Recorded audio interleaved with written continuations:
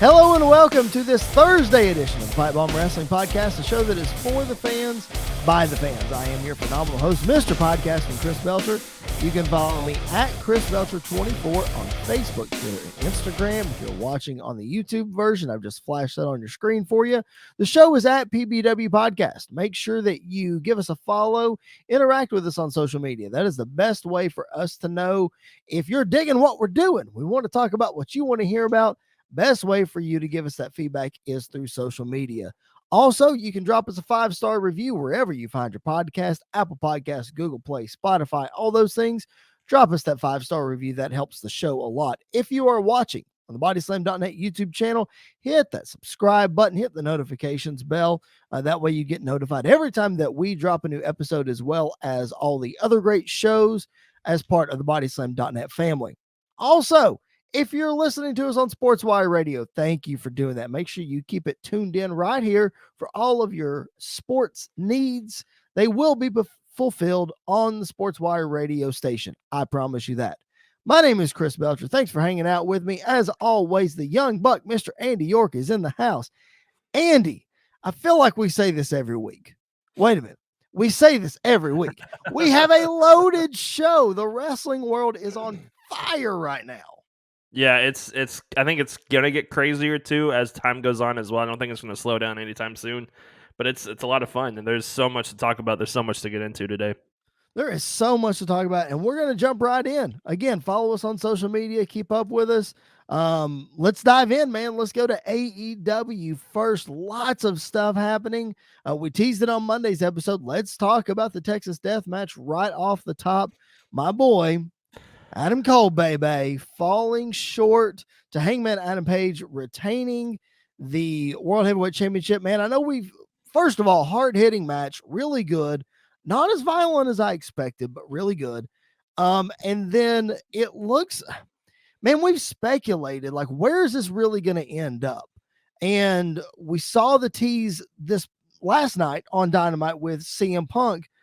Do you think the Adam Cole thing is over? Are we headed to CM Punk, Adam Page at Double or Nothing? Like, what's your thoughts on the match and then kind of where we're going?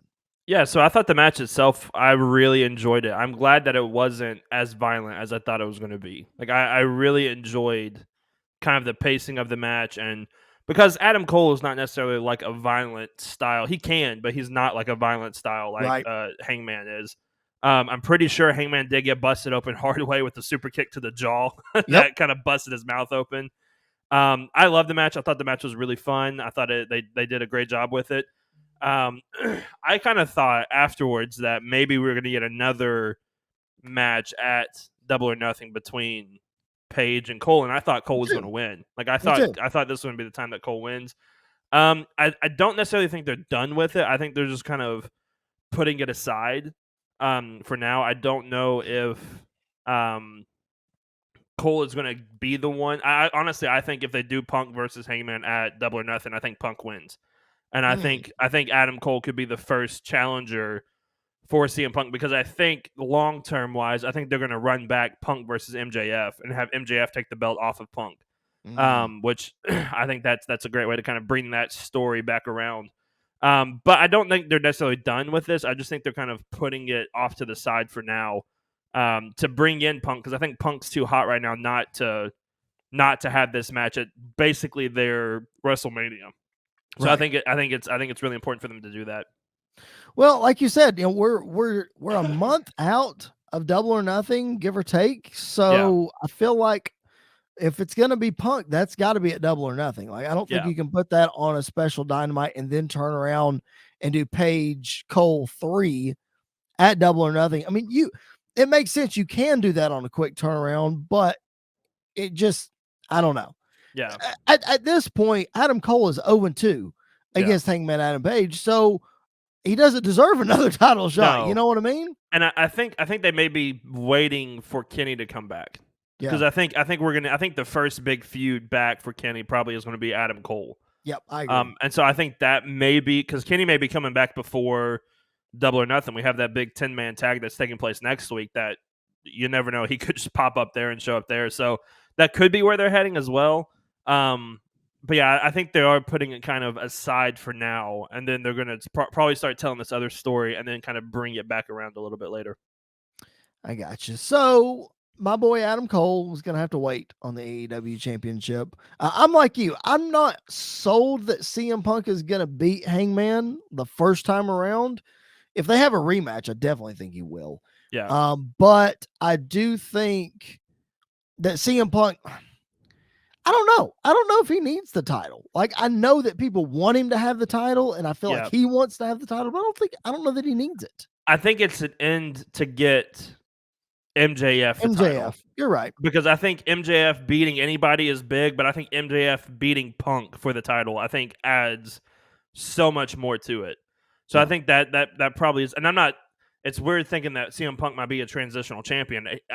When I say that though, I think he's going to have like probably a 6-month reign or Yeah. longer because that's one thing AEW does really well with their world title is it's not being hot shot around. Like whoever holds it for a little bit. So I think that could be where they're heading with that, and then giving it to MJF down the line. Yeah, we are both in agreement that MJF is going to get it down the Yeah. line at some point. The guy he's not even sniffed the championship aside from his one match with John Moxley. Yeah. But we can both agree he's going to be one of the greatest AEW champions ever. Yeah. And he's not even gotten close. So No. it's going to happen. You're right. I think it has the most effect when he beats CM Punk. Only time will tell when they get there. But speaking of CM Punk, we saw a dream match last night on Dynamite that we probably didn't necessarily think we were going to see when Punk came back. It was Punk against Dustin Rhodes. Man, it was a really solid match. I'm glad we got it. The finish fell flat to me. What'd you think? Well, I really like I'm so happy for Dustin, first off, because he is finally getting the respect that he deserves because he was, I'm not going to say given a gimmick that wasn't going to work, but there was only so much you could do with Goldust. Like Goldust was never going to be taken seriously.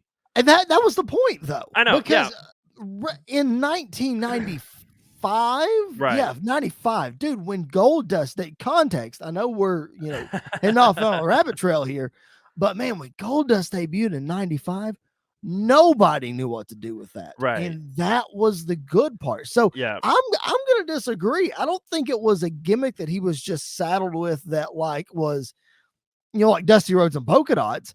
Man, this was such an iconic gimmick, especially for that era.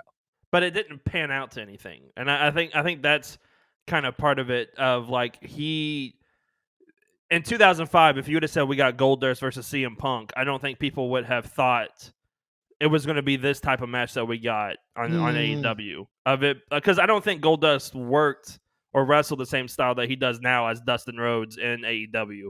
Because I can never remember Goldust hitting a Canadian destroyer like he does as fluently as he does and things like that. Well, that's true too. But again, I'm going to push back on that because even Goldust in the Ruthless Aggression era, when he was tagged with Booker T and he was doing the Tourette's thing, he's entertaining. Like there was no doubt about that. Goldust was absolutely entertaining, but he was never viable to be like a world title guy or a main guy or even kind of like to what Dustin Rhodes sort of is, because I don't think Dustin Rhodes is a main top guy, but he's getting the respect that he deserves for his in-ring ability.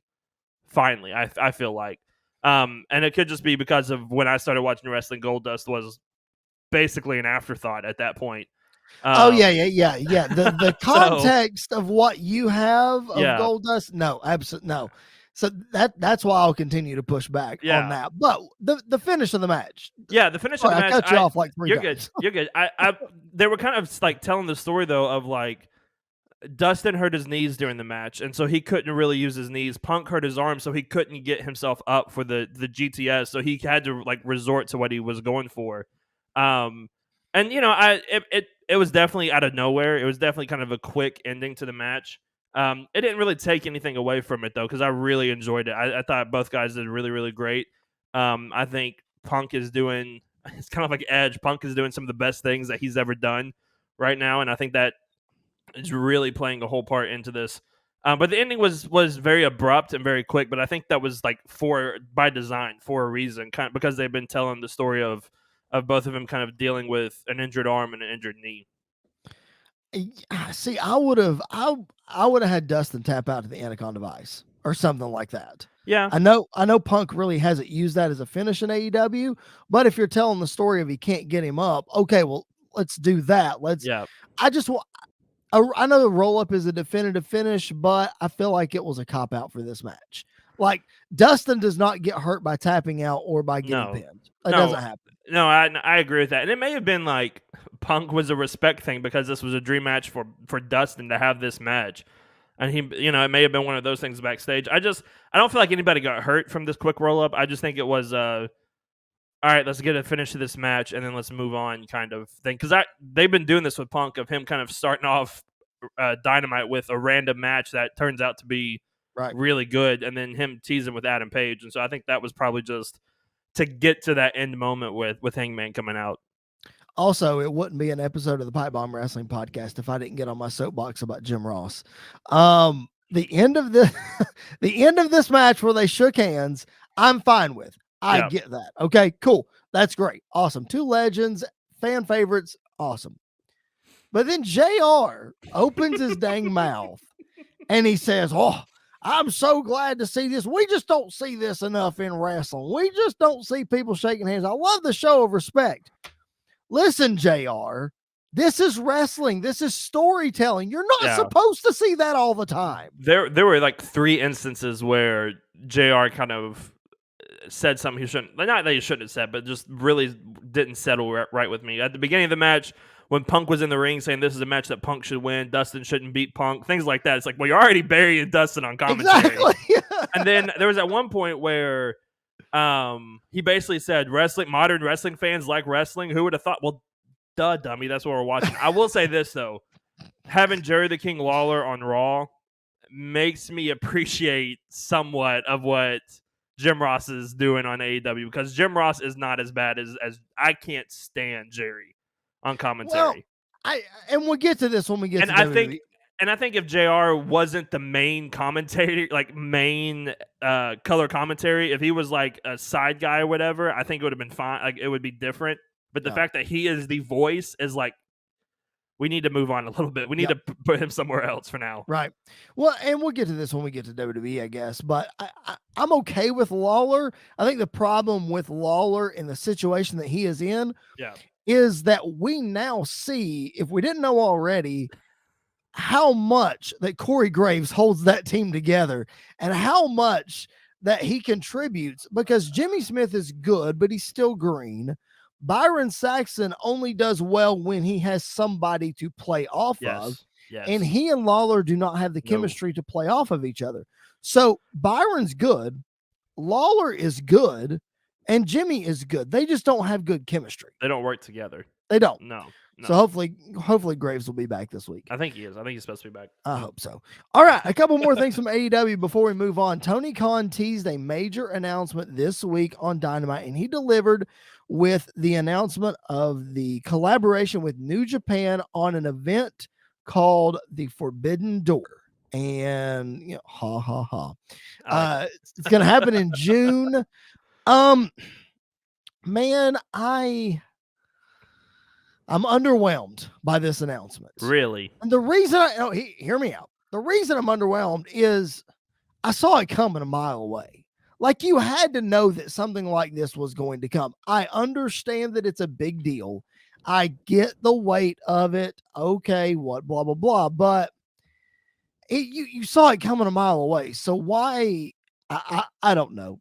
Help me out here. Like, because I know that it's big, but help me out here. No, because I think part of it is I didn't expect it to be a pay-per-view like this. Like I fully didn't expect this moment to kind of ever really happen. I just thought maybe we would get like a Ishii to come in or a Minoru Suzuki to come in.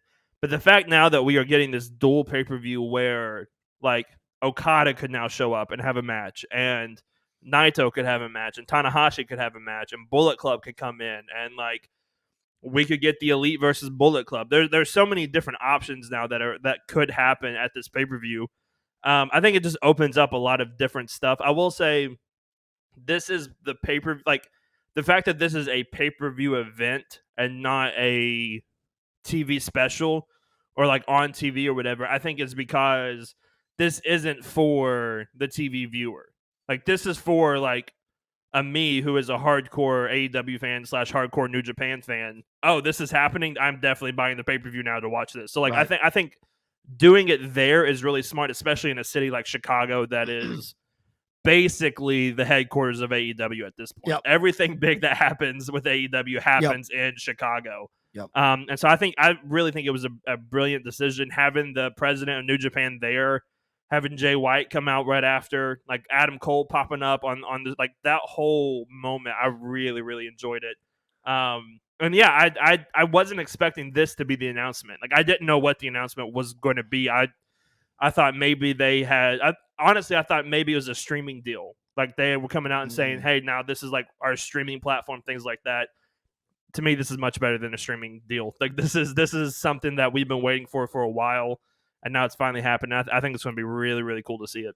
Is it going to be a one-off, you think? Or, okay, let me rephrase. Yeah. Is it going to be a one-off event? Or is this testing the waters and now we're going to see this partnership, sharing talent, yada, yada, yada?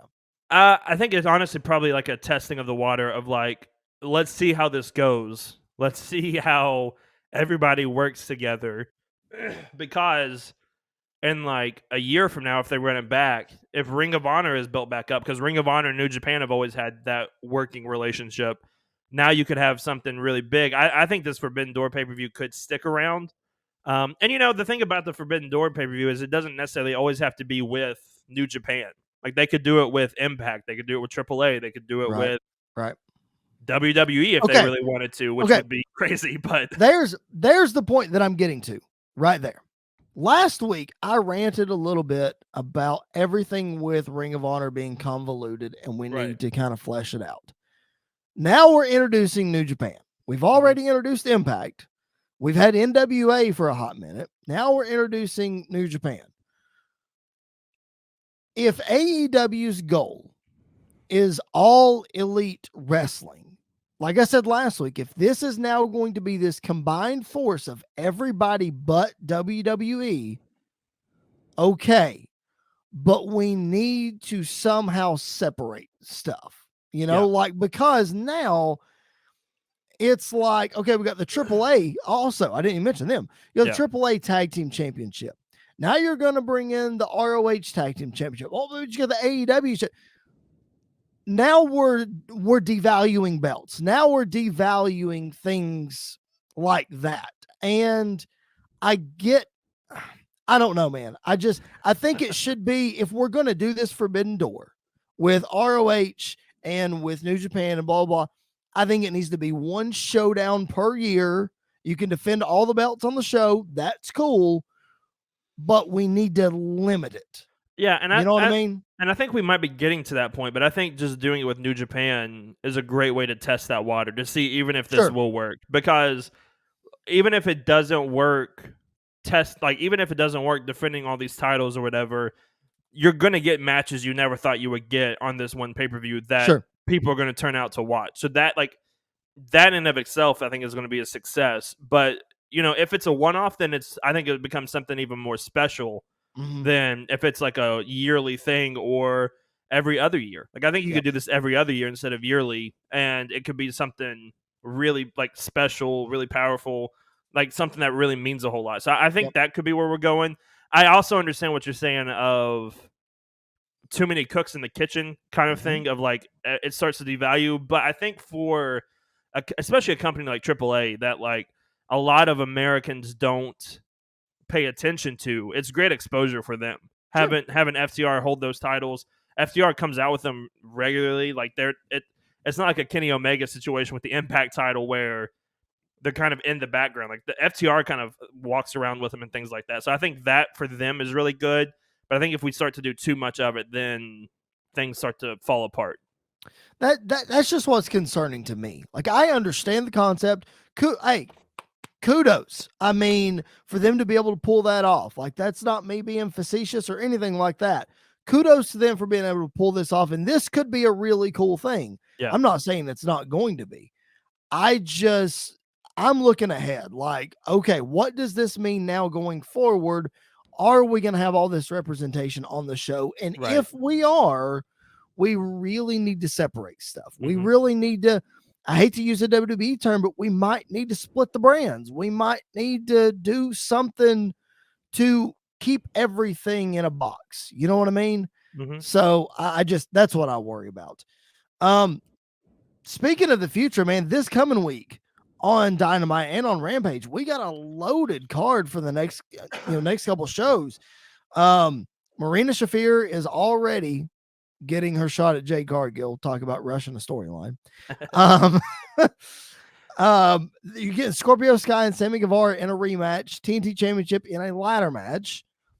And then the one that I know you and I are chomping at the bits for, man, is this Owen Hart tournament qualifier between Dax Harwood and Cash Wheeler. Oh man, I can't wait. I love when they do stuff like this. I love when wrestling does stuff like this because in like the Cruiserweight Classic, you had Ciampa versus Gargano. That was like amazing match, and this was like before DIY split up. They were still together. They were still a hot tag team doing all of their things. I am so excited for this. Like I think it's going to be great. The only thing that would make this better is if they introduce Bret Hart as a special guest referee for this match. That's the only thing that would make this better. And I'm so like it's fitting that this happens during the Owen Hart tournament. And I love that this is like when this happens. I think this is probably the only time this might ever happen. Which I'm very excited for. So yeah, that's going to be really cool. And then I'm also looking forward to Adam Cole versus Ishii on. I didn't even mention that one. Yeah, I think that match is going to absolutely kill it. I really do. I'm going to go on record right now, and I'm going to say that Bret Hart does show up next week. Yeah, because these two guys are in the Owen Hart tournament. I think this is where we finally get Bret. We maybe we don't get the official partnership next week, but we definitely get plant the seeds much closer. Yes, yeah, much closer. And, I think Bret shows up. I really do, and I really hope both guys come out in like purple gear. I really hope so. Like I think they will, but that would just be icing on the cake for all of this. That would be very cool. Okay. Anything else from AEW before we move on to the big boys in New York? Yeah. One thing is Sting in a backwards hat was the best thing. Didn't even mention the coffin match from last night. I loved. I knew the mask. I knew it was going to be Sting, but when he pulled the mask back and he had the snapback on backwards, I was like, "This is the coolest thing ever!" Like I love this thing. The match was great. Then him doing Sting things, jumping off the balconies again. Oh my gosh. It was a train wreck. That's the thing with Darby Allin matches and Sting matches now. They're train wrecks, but they're so much fun to watch. And that's exactly what this was. So I loved it. Yeah. I mean, I think Sting, especially at his age, he has to have train wreck matches, right? Yeah. But like Sting's never had train wreck matches ever. Like the closest he ever came, he had, the strap matches with Vader, and he had the not the Inferno match, but the whatever match where Vampiro, where he got it set on fire with Vampiro. I mean, that ridiculousness. But yeah, man, like it's cool to see.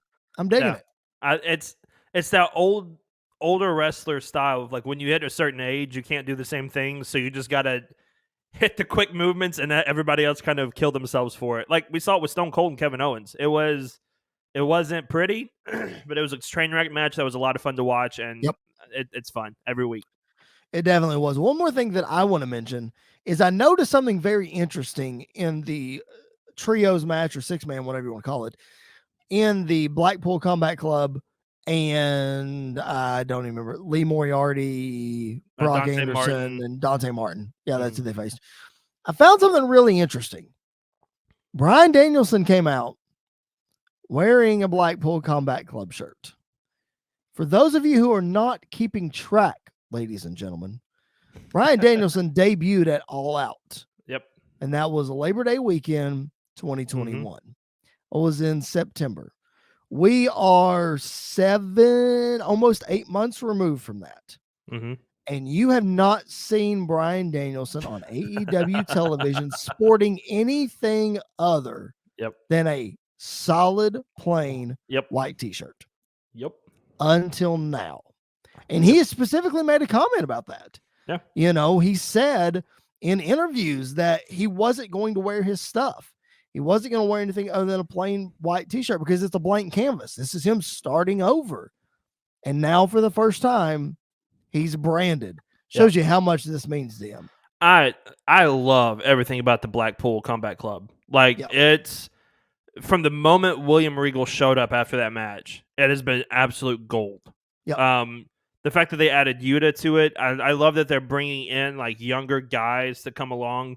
I love that William Regal's on commentary because the dude is just I might be the biggest William Regal mark that never got to see him really wrestle. I think you are. I love William Regal. Like I would take a bullet for this man. I love William Regal. And so hearing him on commentary, if they ever wanted to let JR move along, I think you could put William Regal on commentary and it would be absolutely fine. But I love everything that they've done. I love that you can tell how much fun not just Bryan Danielson, but Jon Moxley is having during this time as well. And I like the fact that like they're doing this so they don't have to be in the world title picture. Like nobody cares if they're not in the world title picture now because they're doing something interesting. And honestly, like I really think Jon Moxley and Bryan Danielson are two guys that don't need the title right now. They're doing their thing. I think Bryan Danielson's going to win it at some point. I think he's going to win it before he leaves AEW, but I really, really love what they're doing right now. To bring this conversation full circle, Punk beats Adam Page at Double or Nothing. First challenger for CM Punk, Bryan Danielson. Yeah, the problem, I don't want Bryan Danielson to lose that many championship matches, though. That's the thing. Yeah. Like, I think Jericho would be fun because that could be like a full circle. He challenged him at WrestleMania for the WWE Championship. You could bring that back around full circle. Adam Cole versus Punk, I think would be fun. Like, I really do. But I don't want Bryan Danielson to lose that many championship matches because then it's like, well, he's what now? Like, he's going to continue to lose every time he's in there. Right. But I mean, I think some point down the line. I mean, Bryan could beat Punk for the title, and then you could run back Bryan and Kenny Omega for the title, but the title's the other way around. You know? Yeah. And then I don't know. MJF beats Danielson, and then Wardlow beats MJF. There you go. We have just booked the territory for the next 3 years because that's how long it's going to take in AEW. All right. If you are just now checking us out, welcome to the PipeBomb Wrestling Podcast, a show that is for the fans, by the fans. I am your phenomenal host, Mr. Podcasting, Chris Belcher. You can follow me at Chris Belcher24 on Facebook, Twitter, and Instagram. I am joined as always by Mr. Andy York each and every Monday and Thursday, really, here on the show. Old school, new school. There's something for everybody here on the PipeBomb Wrestling Podcast. Make sure you hit that subscribe button wherever you listen to your podcast. And the BodySlam.net YouTube channel, and keep it tuned into Sports Wire Radio 24/7 for all your sports coverage. If there's not something there for you, then I feel sorry for you because they cover everything on Sports Wire Radio. But we are going to rapid fire some WWE topics here. And the reason I say we're going to rapid fire, yes, I took that from Conrad Thompson. Don't hate me. But we're going to rapid fire these because there's so much to get to. Literally, like we were talking before we were recorded, like, okay, is there anything from SmackDown and Raw that we can really leave out? And the answer is no. Like everything, Andy, we normally have this dip after WrestleMania. And if you talk to a lot of fans, they may be feeling the dip. I don't think we're getting that. I think that I'm just as invested in this as I was before. And I think all of these stories are really, really interesting. You know, I think WWE is still in a good spot. Yeah, I think there are some stories that I'm dipping in a lot. Like I'm heading face down in, but there are more that I'm interested in that I'm not interested in. If that makes sense. So like Cody, the Cody thing is keeping me around. I'm sure we'll talk about it here in a little bit, but I hated the Ezekiel moment at first, and I love it. Kevin Owens has turned it into gold. Right. The Usos, I love, like all of that stuff I'm really enjoying. There's just some other things that I'm like, we could be doing something a little bit better here, but you got to do something to kind of build towards later on. So I get it. Well, let's talk real quick about two things that happened last week on SmackDown that the story continued this past SmackDown that we did not get to address last week because we were running short on time. And that is the re-debut and repackage of Lacey Evans and the babyface Madcap Moss. I don't know what to think on these two things. What are your thoughts? I like how personable they're making Lacey Evans feel. Like, I like the story that they're telling, because I think they tried this before and it didn't work very well. But letting her just be herself and just Right. talk about the struggles that she went through, like, I think that's really interesting. Madcap Moss, man, is one of those that because you were sitting right beside me. I booed heavily at that SmackDown when he won the Andre the Giant. Like, I was physically angry at one point that he won. And now I'm like, I'd love it. Like, I like him being without Happy Corbin. I love the turn that happened. Who would have thought that he would be as hot as he kind of is right now Yeah. after all? They did a really good job of turning him at the right time. Corbin did a great job of being the guy that we wanted to see get killed. And so Madcap Moss is kind of doing that for us now as well. Right. So I really enjoy what they're doing with those two. And, you know, we dog WWE all the time for not creating new stars, and they're kind of slowly starting to do that. Yep. In some cases, it's at the expense of someone else, which we'll talk about in a little bit. Yes. Because that's going to be fun. But other than that, they're doing a great job of kind of building towards the future. Yep. It's just, will they hold out? Will they let that run out, or will they just be like, nope, we're done with, let's move on, like that type of thing. Well, like with the situation with Madcap, like I have no idea how he got so popular so quickly. Like it baffles me how over he is right now, but he is. Yeah. Now, what I would like to see is for Corbin to transition out of this happy character and let's get back to a darker side of Corbin. Yeah. Let's do something with that and turn him into a nasty heel rather than a stupid heel. You know, I know that you need that spot on the roster, but that's just what I think. The happy gimmick now has kind of run its course without Moss. And as far as Lacey Evans goes, I'm cool with repackaging her. Fine. I think the story's been great, like you said. I just hope she's improved her wrestling, because if she hasn't improved her wrestling, it ain't going to make much of a difference. Well, you also got to remember the last time we saw her, the storyline that they were pushing. I know. So I think they're kind of like, let's put this out there so everybody forgets about when she left, because that was an uncomfortable moment. That was an uncomfortable time. Let's talk about another thing from SmackDown, and that was we get the announcement that we are getting a unification of the tag team titles. We are going to see at WrestleMania Backlash, RKBro against the Usos. Randy Orton, man, dude is on fire right now. He is. Fire. Yeah. And I hate to see that, because he's going to lose that title at Backlash. But yeah, the promo he cut, I mean, he's going after everybody's jugular right now, and I love it. Like, he doesn't care what he says about who he says it to, when he says it. Like, that's the Randy Orton that we all love, is an unfiltered, who cares Randy. I love what they're doing with him right now. I wouldn't be shocked if something happens at Backlash that we start to plant the seeds towards one of them turning on the other. But if they don't, like, I'm fine with this if they never really turn until later on. Like, I think you could ride this out for a little bit longer and keep that momentum going all the way to SummerSlam or even further beyond. I think you can even split them without having a turn. Yeah. Like that doesn't necessarily have to happen. You know, you just drift them apart. But I think that they're so popular right now. Like, I think that would be really hard to do that. Maybe if they don't have the titles, maybe that you could slowly start to do that. Yeah. But even if you start to drift them apart, I don't think you can really until close to SummerSlam, because they're so popular right now together. Like, you can't really have one without the other at this point in time.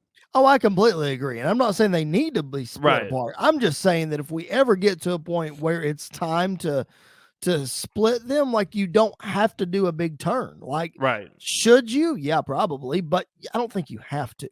Right. A point of contention that Andy and I have had on this show, if you've listened to it for any extended amount of time, at least right before WrestleMania, is this whole argument of unification versus winner take all. And throughout WrestleMania season and now, they're using both terms, unification and winner take all. it looks like, yes, like you said, the Usos are probably going to win at WrestleMania Backlash, and they're going to hold all 4 championships.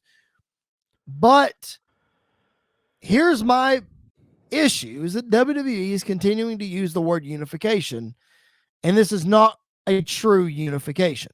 No. Like WrestleMania 35, you had the triple threat match for the Raw and SmackDown women's title, and they were very specific. They did not use the word unification. It was a winner take all. I was okay with that because then Becky was able to drop one title and keep the other. Okay, I don't like that, but I can accept it. Now you're using unification. But we're going to get to a point, at least if you read the dirt sheets online, it seems like we're going to get to a point where the Usos will drop one set of titles or Roman will drop one of the titles. And that just doesn't sit well with me, man. Like, I don't like that. Yeah. I'm a fan of combining all the titles and just having one champion for both shows. I'm good with that. I know you kind of lean the other way, but what's your thoughts on this whole thing? I think with the tag division, I'm totally fine with unifying the titles. Like I think in the tag division you could have one set of tag team champions because there's not a whole lot of tag teams. So I don't think you really need 2 tag teams. I don't think you need 2 champs for both brands. I think you'd have one champ going back and forth. With the whole Roman thing, I completely agree. However, I would think it would be very interesting if, let's say, Cody Rhodes wins Money in the Bank, and he comes out and says, "I'm cashing in my Money in the Bank at SummerSlam, not for the Universal title, but for the title my dad never won." Yeah. And then that's where you have that match. Maybe Roman pulls double duty that night and wrestles twice, kind of like Seth did at Night of Champions. Mm-hmm. Maybe he pulls double duty, which if you want Roman to look like this absolute beast of a dude, have him wrestle twice in one night. And, he could lose. He could retain the Universal title and lose the WWE Championship and still look completely strong. Not lose anything. They could go that route. I think they keep using both because they don't know what they're doing yet. They haven't decided what's going to happen yet. And I think that's my biggest issue with this whole thing is if you're going to do the double champ thing, know whether you're going to unify the title or know if you're just going to do the double championship thing. Because if you're doing this like a pay-per-view by pay-per-view thing, it's going to get convoluted very quickly and it's going to get very messy. So I think that is my biggest fear of I don't want any damage to be done to Roman at this point. Who would have thought I would be sitting here on this podcast saying I don't want any damage done to Roman, but I don't because he's the greatest champion of our generation. Like I think before him it was Punk because Punk had that 400, almost 500 day reign or whatever it was. Now it's definitely Roman Reigns, and I don't want to see that end in a really stupid way. And I'm afraid that that's where we're heading with all of this. See, I'm of the mindset like you can't have one without the other, meaning you can't combine the tag titles and not combine the world title. Or, it either has to be both titles for both shows or one title for both shows. Either way. Yeah. Now, the Intercontinental in the U.S., you can get away with that because you can still have both championships because it's not uncommon to have 2 mid-card titles. You can do that. That's fine. And that's not necessarily the same title to combine anyway. Right. So I think if you're combining them, I think you need to combine them across the board. I've been saying this for a long, long time now, but that's just my opinion. Yep. Let's move on to Monday Night Raw. Let's move on to Cody. You mentioned him and Kevin Owens earlier. Kevin Owens in the lie detector segment, which we're going to get to. Cody and KO in the main event of Raw. Man, a lot of people online, including the Busted Open crew, were very vocal about they weren't happy that Kevin Owens was Cody's opponent.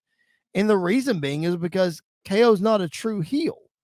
And he's an entertaining heel, and people get behind him, especially because of his recent run with Steve Austin. So my thought is, okay, I understand that, but number one, who do you put in there against Cody then? Like, we all knew it was going to be Kevin Owens that Seth Rollins was picking. Who else is it going to be? You can't bring somebody in, Yeah, Kevin Owens, it doesn't bother me as much. I wouldn't have wanted this to happen because I want this to be a feud that we don't see that Yes. match until later on. Like that's And my you know what? concern. That might be why we didn't get a clean finish. You know, while Yeah, we got the count out deal. yeah, but I think the count out deal doesn't make Cody look that strong though either. Like Sure it doesn't. a definitive finish would have been, the icing on the cake of Seth saying, "Well, you surprised me and you beat me. That's the only reason why." And then him having a surprise opponent and Cody beating that surprise opponent, saying, "Look, I can do it. You can't do it." I think Right. that adds more to the story than Kevin Owens just walking out. But I I don't agree. know who you have that's going to be a big name come in to take that spot.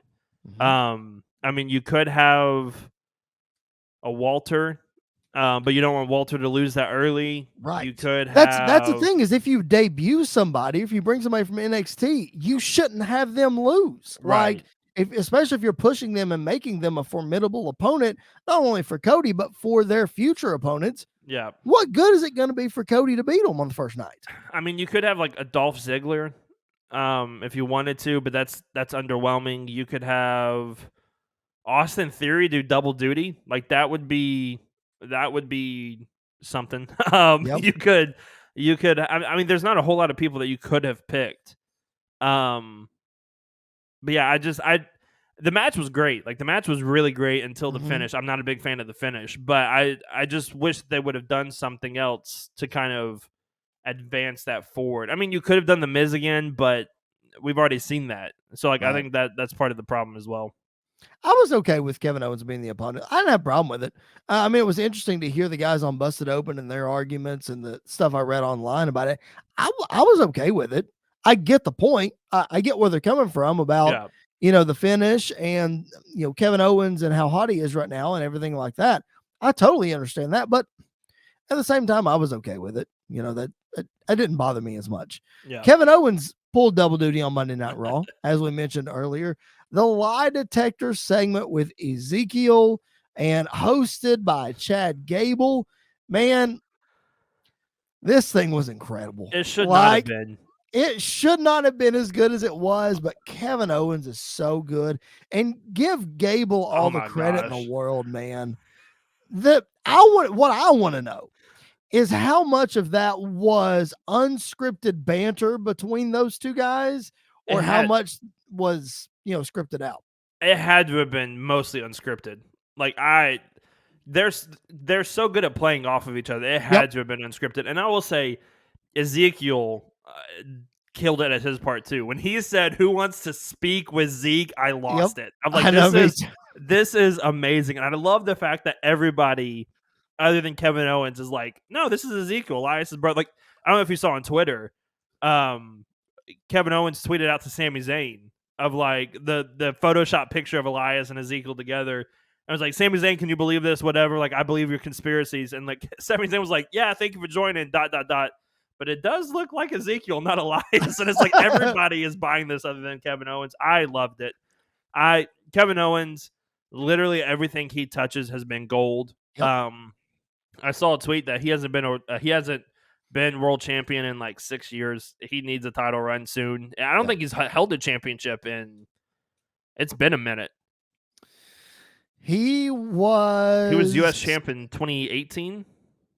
It's been since he's been US champion also. But yes, it was 2019. Because AJ was world champion in 2018. No, it was 2017. Yeah, when he faced Jericho. 17, he was US champ with Jericho. I feel like he has had the US title since then, but I don't know for sure. Yeah, but it's been a while. Like that's too long for That's the him to point. hold a championship. He needs to hold one at some point. Right. But I want Chad Gable. Like Chad Gable can hold any championship he wants to. The dude is just amazing. I love both those guys, and so this segment was it was a lot of fun. I know you and I had a lot of anxiousness about what they were going to do with Kevin Owens after WrestleMania, and we got even more anxious the first time we saw this Ezekiel thing. But man, I'm all in now. This is it's so good. I love it. As long as it leads somewhere, I'm in. But like as of right now, I am thoroughly entertained. At this point, we have to find some way I don't know how it's going to happen to get Elias and Ezekiel somehow Oh, like on the yes, screen together yes, or something. yes. Like that has to happen. I don't know how, but it's got to happen. I hope we get the many faces of Elias out of this, like the three faces of Elias. I hope that. I That don't would know be how he's cool. going to do the beard thing, but Right. that would be great. That would be so awesome. You mentioned Austin Theory a little bit ago as a potential opponent for Cody. Well, he wasn't Cody's opponent. He was too busy pinning Finn Balor's shoulder to the mat. 1, 2, 3, cleanly winning the United States Championship. Yeah. I know you're shaking your head. I know you're upset by this. I'm not happy with it either, but Yeah, man, we've been saying this for a month or so now I that this know. was going to happen. Like, I it know. shouldn't be a shocker. Here's my thing. I'm not mad that Theory. I'm fine with Theory winning. Like Yeah. I think Theory is going to be one of the next big stars in WWE. He has to be having Vince put this much stock to be on TV with him each and every week. So I get that. I understand that. I am fine with that. What I can't stand is how weak they have made Finn Balor this entire time. Yeah. Like this. I haven't seen a lot of U.S. championship reigns. This might be the worst U.S. championship reign of all time. Like he won it and then lost every single week. I'm pretty sure after that. I can't remember of another time that he won. So like if they would have made Finn strong and Theory beat him, that's like that just elevates Theory even more. So like that's the part that frustrates me. Right. That's the part that I don't like. That's the part that I don't think they have any stock in Finn Balor. I don't think they see him as anything other than just a lower mid card guy. Which, if that's the case, then either send him back to NXT or just let him go. At this point, and I think to that point though, you have to look at the landscape of everything else in WWE. Finn Balor doesn't necessarily have a character. no, Like he doesn't, and that's part of the reason I think. Yeah. You and I are okay with that. Most of the WWE universe is okay with that. But the man that has the pencil and makes all the decisions is not. But if my thing is, if they would just give him a chance to get on the mic and just let him talk, like he can get the character started very quickly. Right. And we talked about this after Extreme Rules. After that whole thing, it's been nothing but downhill since then. They never explained what happened. They never brought it back up again. They never even mentioned anything about Finn Balor. So I really hope either he gets to do something from like soon or and I know you're gonna hate this, but after this whole AJ Edge thing, put them together. Put Edge and AJ together. Or Edge and AJ and Finn together. I was gonna bring that up. Let them run together for a little bit, and then let Finn turn on AJ and bring in like the Prince Devitt version of Finn into WWE. Yeah, and there you go. No, but I don't hate that at all. I don't know if they're going to do that or not. I don't hate that at all. Like that was the one thing I had that in my notes to bring up. Somebody speculated online with this whole Edge and Damian Priest teaming up on AJ. Insert Finn Balor and let him come to AJ's aid. That's a great tag match to have. Yeah. You could have that tag match on Raw. I mean, is it pay-per-view worthy? Sure it is, but that could be a Raw match, Yeah. Yeah. I really hope that they find something for Finn. And if they don't, then just let him go do his thing. Like let him go do his thing somewhere else. Let him go back. I would love for him to go back to New Japan at this point because that was where he got started, and I think he could pick it right back up and take off with it again. All right, speaking of Edge and Damian Priest, man, what a promo by Edge. What a segment. And then, of course, they attacked AJ Styles later. Good stuff happening with Edge and Priest. I know a couple weeks ago we were kind of speculative of the whole, what happened in the ring and all that kind of stuff.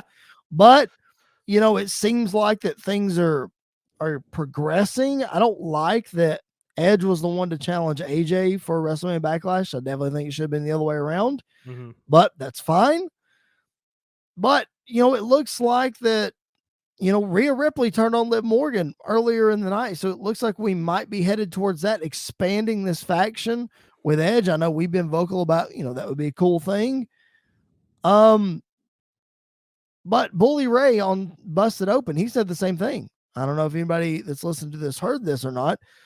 But my rant last week about Christian, Bully Ray had the same rant on Busted Open and said they need to bring Christian over and put him with Edge and Damian Priest, because he said, in his words, they're not doing crap with him in AEW, so they may as well send him back. But what's your thoughts on this whole Edge and Priest thing and kind of where we're headed and Rhea Ripley and not necessarily Christian, but that whole thing. I enjoyed this week a lot better than last week. I love the promo that Edge cut. Edge with a microphone in his hand is just automatic gold. Like it's automatically going to be perfectly fine. It's going to work really well. Yep. And I like when AJ was backstage and the lights started flickering and then they attacked him. Like that stuff is cool. I'm fine with that stuff. Just stay away from the blue light in the ring. Like that's just stay away from that. Because I don't even think they mentioned anything about it this week. I don't know if they did. I must have missed it. Yeah, they showed it, but I don't think Edge or Priest or anybody. Edge and Priest briefly mentioned it at the very top of their promo. They said something about it was just them playing mind games or whatever. So I don't think it's going to stick around at this point. Probably not. If they very quickly we were just messing. I don't think it's going to stick around very much. But yeah, I love it. I would love it if it expanded. Let Rhea Ripley get involved. Let Tommaso Ciampa get involved. Let Finn come to AJ's side, and then let Finn turn and join. That would be fine. I would be cool with that. I would love it if at some point maybe AJ goes into the mindset of you can't beat him, join him, and then starts to break it within, from the inside out. That would be cool. Mm-hmm. But yeah, I'm enjoying it. I'm enjoying it much better than last week. And as long as you let Edge cut promos and Damian Priest be the big monster and Rhea be the big monster, then I think it's going to work out really, really well. I think so too. I think we're headed in a good direction for it. Every storyline like this, good, bad, or indifferent, it's going to have a little hiccup. It's going to have a little thing we got to get past, and maybe that's what it was. Yep. All right. Let's get ready to put a bow on this week's episode, man. We have covered so much content. Oh my goodness. But we can't head out without handing out our high spots and turd sandwiches, the highs and lows this week in the wrestling business. Let's start with the turd sandwich because I got a feeling both of our turd sandwiches are going to be the same. Maybe. So I will let you take the floor first. Okay. What you got, and then we'll see if we're in agreement. So my turd sandwich comes from Monday Night Raw. Okay, we're on the right track. And it is not the double ceremony. Oh. It is Byron Saxton. Because this week he drove me absolutely crazy. Everything that came out of his mouth got my blood boiling. I just want to mute the TV and just watch it without listening to you. When he was fake crying during the double ceremony, that was dumb. Stupid. That was very dumb. There was a couple other moments when he he says the stupidest things sometimes, and I'm I don't know if somebody's telling him to say that or if he's just trying to be the goofy guy and just say it. I could not stand Byron Saxton this week, and Jerry Lawler does not help, but Byron Saxton should know better at this point, and it did not work for me. So Byron Saxton is my turd sandwich this week. So Corey Graves is going to come back next week, and he's just going to be the savior. He's going to annihilate him. I hope so. It's going to be hilarious. I hope so. Mine is the double commitment ceremony because it could have been so much better. For all of the crap that we have seen over the last month or so with this whole storyline, they had a chance to do something cool with this, and it was dumb.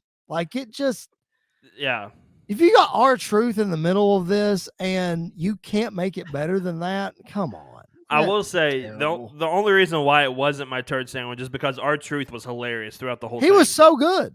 R-Truth getting mad at the crowd and all of that stuff was just fun. I love R-Truth and everything he did was great, but he couldn't save it. No, and the Team Bad reunion of Sasha and Naomi being Tamina's bridesmaids, that was cool. Great. I do agree. It may have been Bully Ray that said it on Twitter or something. Sasha Banks does not need to be anywhere near anything like this ever again, though, because or Naomi, they're two main event level people that should not be involved with this at all. Right. But yeah, it was stupid. Speaking of that, the booking of the women's tag titles has been really good coming out of WrestleMania. Obviously, you're putting Liv Morgan and Rhea Ripley at the forefront of that. You're using Sasha and Naomi as a foil to have Rhea turn, yada, yada. I like it. I think it's been good. I'm not going to say it's the best booking of the women's tag division ever, but we're on the right track. But the only issue is there's only 2 teams. No, we got more. You have Sasha and Naomi, and you have Shayna, and you have Natalya. Yeah, so we're going there next. But who's after that? They'll come up with somebody. See, that's the problem. The women's tag team titles just need to go away. I'm not saying that I'm hopeful for the future of the division. I'm saying this minute, like, it's not bad. Yeah, but I would much rather Sasha go up against Bianca than Sasha be in the tag division. I would much rather Naomi go up against Bianca than be in the tag division. Wouldn't we all? But we can't have our cake and eat it too. Okay. Apparently not. All right. Our high spots of the week. I'm going first. It's the lie detector segment. I mean, like, this segment was pure gold to me. Yep. When Kevin Owens called Buffalo, New York, Canada's landfill, or Canada's wasteland, or whatever he said. Oh, I forgot about that. Katie's so mad. Yeah, she's from Buffalo. Sure. She was not happy about that. Oh, shoot. That's hilarious. But, man, this whole segment to me, like, it was especially, like, little things. Yeah. Like when Gable told Ezekiel to lie so he could get a baseline, and Kevin Owens freaked out. He's a liar. See, look, he just lied right now. Kevin, I told him to lie. It was so funny. Like, I loved it. It was great. Yeah. It was a home run for me. What do you got? What's your high spot? My high spot, that is definitely one of my high spots. And my other high spot is Punk versus Dustin. Like, that match was so much fun. It got the crowd off hot. The crowd was nuclear for that match. And there was as many Dustin chants as there were Punk chants. I really, really enjoyed that. And that whole part was really cool. And then just for fun, just to throw it out there, honorable mention, Sting and the snapback was my moment of the night too. So I love that. That made me a bigger Sting fan than I have been before. So that was great. That was very cool. That was definitely very cool. All right, man. That is going to do it for this week on the PipeBomb Wrestling Podcast. We hope you guys enjoyed what we're throwing at you. Give us some feedback on social media at PBW Podcast. Let us know what you like, what you didn't like, what you want more of, what you want less of. We are here to serve you. This is for the fans, by the fans. Speaking of that, we have a treat for our fans coming up this Monday. Yes, we talked about it last Monday. This coming Monday, those two stupid fellas, or whatever they want to call themselves, Hunter Knott and Rosario Grillo, better known as TSF, the hottest tag team on the indie scene, continuing to live up to their name. They're going to be back on the podcast this coming Monday. Full disclosure, we have already recorded the interview, and Andy, it's fine. Our listeners are in for a treat. Yes, they are. It is so much fun. Love those two guys. They're coming back on the podcast this coming Monday. So make sure that you check it out. And then after that, Andy is going to take a couple episodes off. He is going on vacation, and then he will be back in a couple of weeks. But I will still be holding down the fort with some special guests, and we'll talk all about that coming up, and it'll be a blast. But until then, follow Mr. Andy York at Andy_PBWP. I am at Chris Belcher 24. The show is at PBW Podcast. Leave us that 5-star review on Apple Podcasts, on Spotify. Show the boys over at Sportswire Radio some love, and hit that subscribe button on the BodySlam.net YouTube channel. All of those 3 places, I know they would all appreciate it, as do we. All right, let's get out of here. Mr. Andy York, my name is Chris Belcher. Thank you all for hanging out with us on this edition of the PipeBomb Wrestling Podcast. We will catch you guys down the road.